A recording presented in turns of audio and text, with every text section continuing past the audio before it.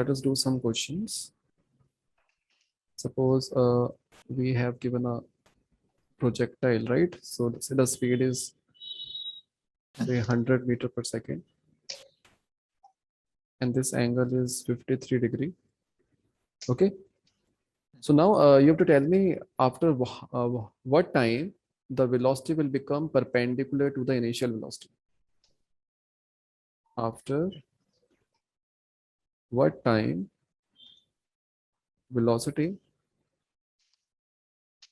becomes perpendicular to initial velocity, right?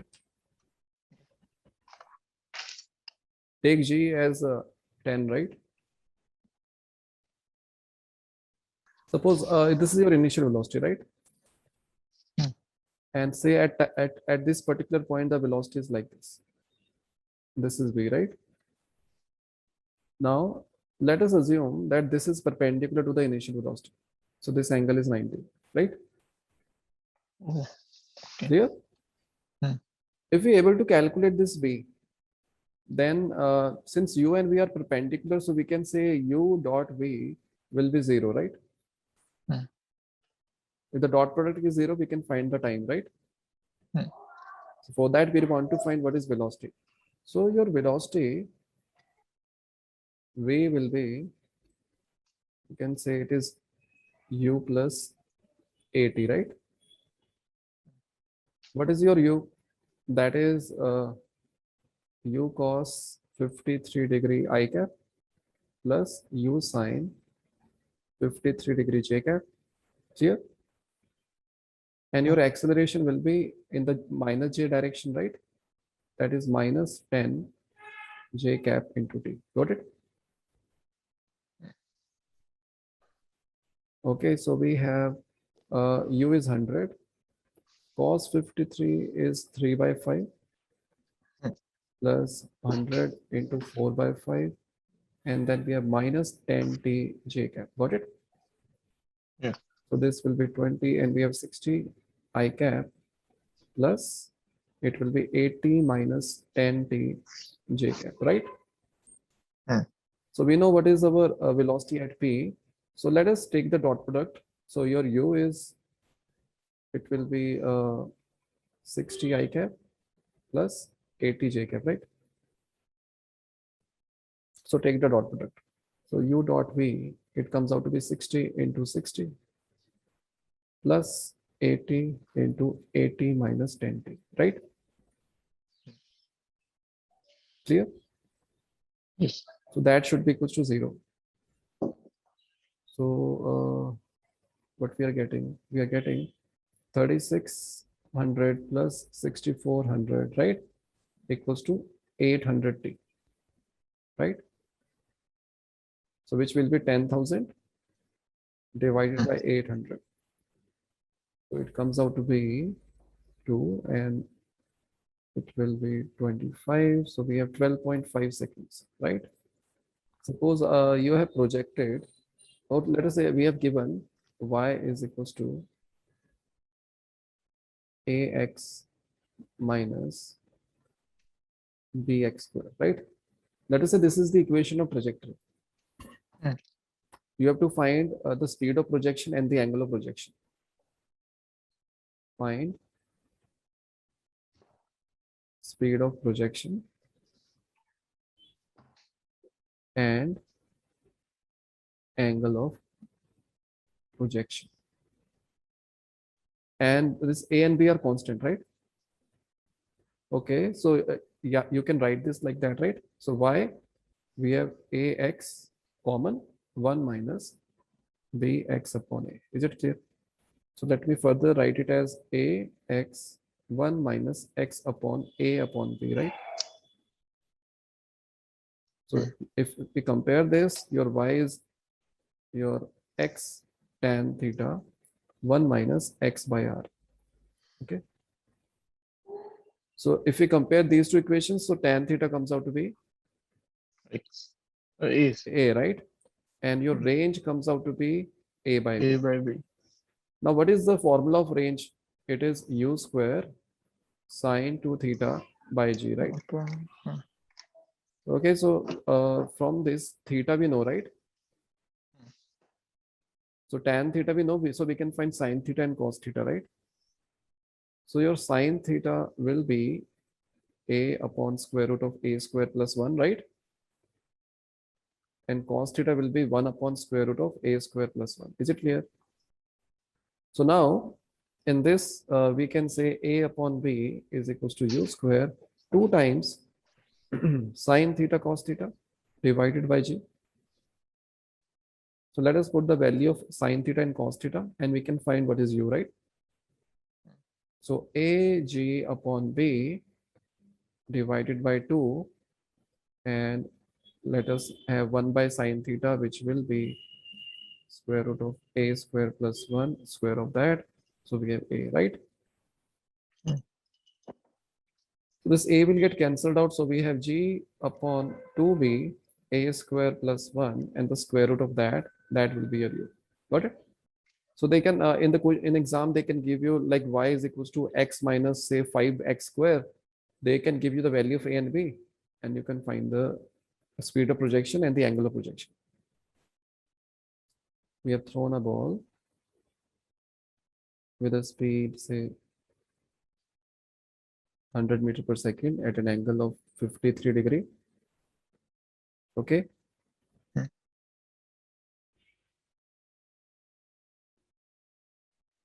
And it just touches two buildings, right? Say this is first building of height say 10 meter, or you can say two poles, right? This is another pole of 10 meter. Okay. Hmm. Now you have to tell me what is the distance between these two poles. Okay, so how to do this? So we know that these 2 points, let us say this is A and this B, they have the same y component, right? 100 meter, right? So if we apply Sy equals to Uyt plus half Ayt square, okay? If we apply this for these 2 points, we can get the time taken by the projectile to reach A and to reach B, right? Hmm. Okay, it is a quadratic in time, so we'll get two values of the time. Okay, so T1 and T2. So T2 will be the time taken by the projectile from the launching point to the point B, and T1 will be the time taken by the projectile to reach point A, right? If I put it here as say 100, Uy will be your 100 sine 53, which is 80, right? Plus half Ay is minus 10 in T square. So this 10 will get cancelled out. So we have T square equals to, so T square minus 16T plus 20 equals to 0, right? Okay. So this is a quadratic, right? So you can say it has two roots, T1 and T2, right? Hmm. So T1 is time taken to reach A, right? T2 is time taken to reach B, right? So can we find the interval between A and B? Hmm. Okay. So we can, from this, we can find T2 minus T1, right? So Hmm. that is the interval. And from A to B, this, the distance in the horizontal direction is being covered with the constant speed, right? Hmm. So your X will be what? Your Ux into the interval. Is it clear? Because your projectile covers the distance in the X direction with a constant speed, right? So I have calculated the duration from A to B. So I know the duration from A to B, right? So if you multiply that duration with the speed, you will get the distance, right? So how to calculate T2 minus T1? So we know it is a quadratic, right? So what is the sum of roots? T2 plus T1 plus T2 minus B Minus by. So it will be B 16, by. right? Hmm. And what is T1 T2? That is C by 20. So we can find T2 minus T1. The square of that will be equals to T2 plus T1. square minus 4 times T1, T2, right? So Yes. if you put the value of this, it will be 16 square minus 4 times 20, right? So Yes. we have 256 minus 80. That will be how much? It will be 50. So it will be 6. And we have 176, right? Square root of that. So we can ignore the negative value. So this is your time.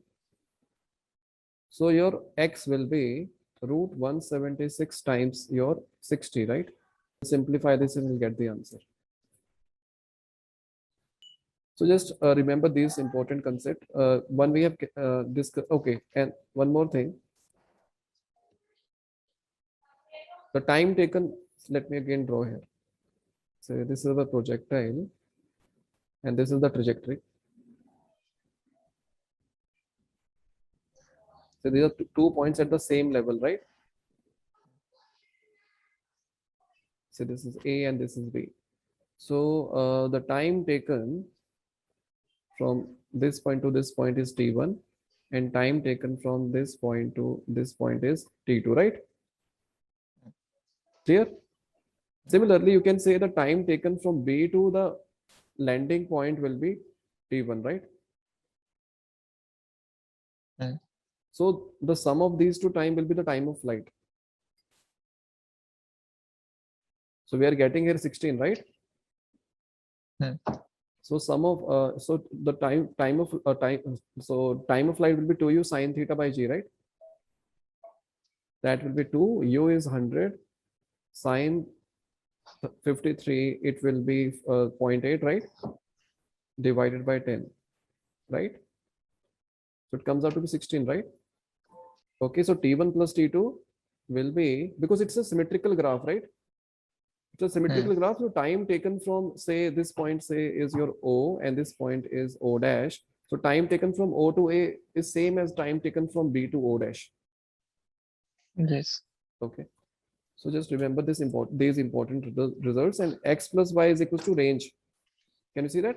If this is your Hmm. x and this is your y, the position of the two poles of same height is given from the point of projection is x and y, right? So this is also x, right? Hmm. So x plus y will be your range. It will be equals to range, right? Hmm. Now, the height, basically height of this pole, right, will be half g t1 t2. T1 t2 is what? Time taken to reach A and time taken to reach B. So now, just remember these important results, right? T1 plus T2 will be equals to time of flight and your height of the pole. So we have two identical poles, right? Hmm. And the projectile is just touching those poles, the apex of those poles. In that case, the height of the pole will be half times g T1 T2, right?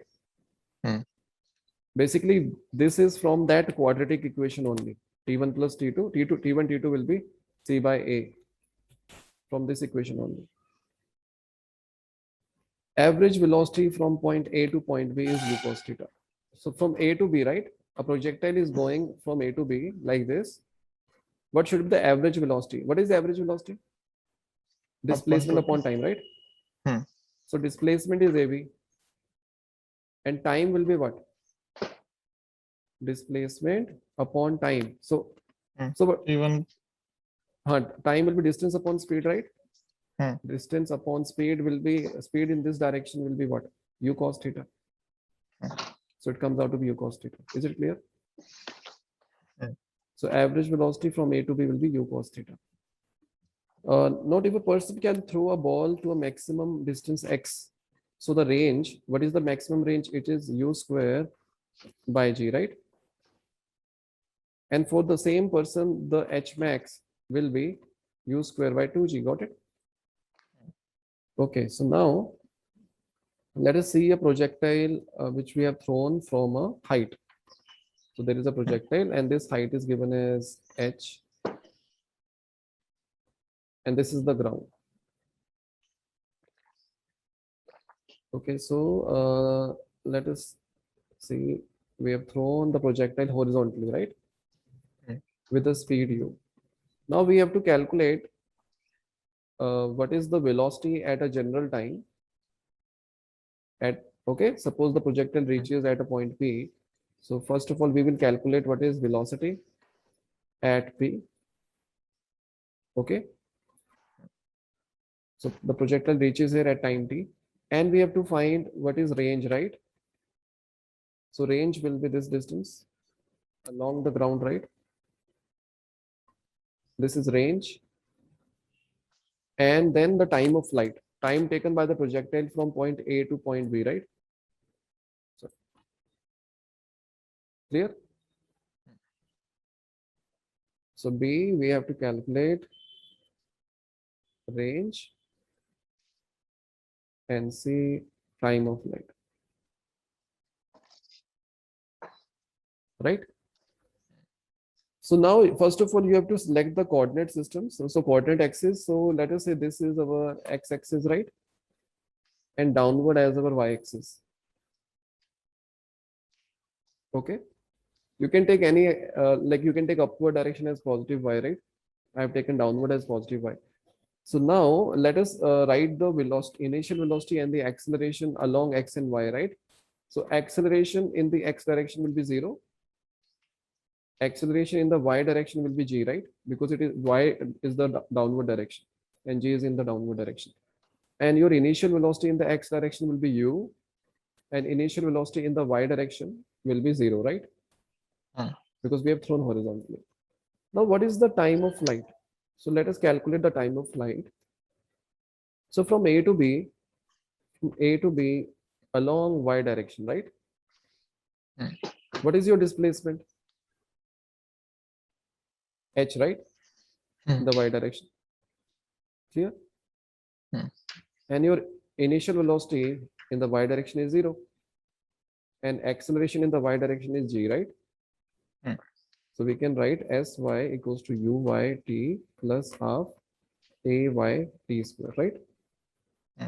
So Sy is h, uy is 0, half g t square, and from this we will get square root of 2h by g. Got it? Right? Like it's the same formula if you drop a ball from a height h. The time taken by the ball to reach the ground will be square root of 2h by g, right? So now we know what is the time of flight. Now let us calculate, say, the velocity at p, right? So let us say Vy will be Uy plus Ayt, right? Okay, so this is your velocity, right? V. It has two components. One will be in the vertical direction, which is Vy. Another will be in the horizontal direction, which is Vx, right? Now Vy will be what? Uy is 0, right? Ay is g and t is t, right? So we have this. Similarly, Vx will be ux. Is it clear? Because there is no acceleration in the horizontal direction, so which is equals to u. So your velocity will be u I cap plus gt j cap, right? So they can ask you what is the angle of the velocity with the horizontal, this theta, right? So the tan theta will be what? It will be Vy by Vx, right? That will be gt by u. So theta will be tan inverse gt by u. Is it clear? Yes. So we have calculated what is velocity, we have calculated what is time of flight. Now let us see what is range, right?